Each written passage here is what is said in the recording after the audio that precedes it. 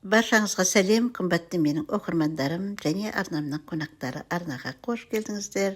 Мен бүгін өзімнің кезекті бейне баянымды түсіріп жатырмын. Егер қызықтырса, менімен бірге аяғына дейін болыңыздар және арнаға тіркеліп алыңыздар деген өтінішім бар. Осындай қатпарлы самса қамырынан, яғни әзір қамырдан алма қосып, бір гүл самса жасайын деп жатырмын. Алманың дәмімен өте керемет шығады. Алманы қақ бөліп, жаңа ортасындағы қажет емес жерлерін алып тастап жатырмын. Және жақсылап тұрып, жіңішкелеп турап алатын боламын.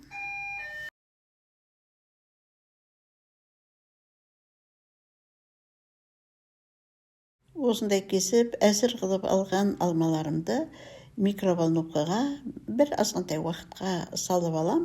Сол кезде біздің қазір алмаларымыз орағанда өте жақсы болып формасын сақтайтын болады. Енді мен осындай формаға пісірейін деп жатырмын. Енді оны қауіпсіздік үшін жаңағы өсімдік майымен жақсылап майлап алып жатырмын.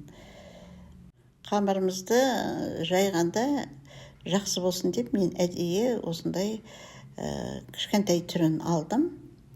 Осы қатпарлы самса менің жаңағы формама дәл келеді тұрады. Менің жаңағы микроволновкаға салып алған алмаларым осындай міне жұмсарды. Енді егер жетпесе, мен тағы да алманы кесіп жасайтын болам. Бұл негізінде жетіп қалуы мүмкін. Енді қамырымызды жақсылап жаңағы илеп жазып алайық. Мен осы күйе тұрғанда ұзын қылып бірден жаңағы бір бағытта ғана ысып алдым, ұзартып, және оны екі бөлікке бөлдім. Сонда мен бір жаңағы бөлінген қамырдан екі самса шығады. Осы турап алған жаңағы самсамызға алмамызды осылай қаз қатар орналастырамыз. Міне микроволновкаға жұмсатып алған алмалар осылай оп-оңай керемет болып, әп-әдемі болып орала қояды. Егер алма қатқыл күйінде болса, онда кішкене дұрыс емес деуге болады, формасын жоғалтып. Міне осындай әдемі самсалар шығады. Тағы да көрсетіп жіберейін. Алмаларды осылай жұмсартып алсаңыз, әрі оңай, әрі жақсы әдемі болып шығады. Енді бізде қатпарлы самсалар, олар көтеріліп кетпес үшін мен осындай формаға салып пісірейін деп жатырмын. Өзіміздің қатпарлы жасайтын, қолдан жасайтын қатпарлы қамырдан да жасап көрдім, онымен де жақсы шықты. Құрметті менің сүйікті көрермендерім, егер сіз менің арнама тіркелмесеңіз, арнаға тіркеліп алсаңыз деген өтінішім бар. Қазақ тілді осындай арналардың дамуына сіз өзіңіздің қолдауыңызды білдіре отырып, дамуына үлкен көмек берген болар едіңіз дегім келеді.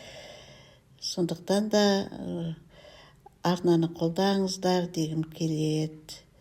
Менің арнамда түрлі тағамдардың жасалу жолдары, оңай жолдары, қолжетімді тағамның түрлері өте көп. Мүмкін сіздің де қажетіңізге жарап қалар деп ойлаймын. Мен өзімнің өмірлік тәжірибемнен алынған жаңағы рецепттер деп айтуыма болады. Міне, мен барлығын жасап болдым.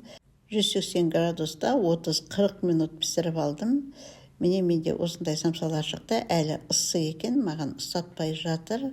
Енді оның бетіне жаңағы қалауыңызша жаңағы сахарный пудрамен әсемдеп жіберулеріңізге болады. Менде осындай ғана бір азғантай қалған екен, мен тек бір азғантай сеуіп тастадым. Мендегі бары осы болды.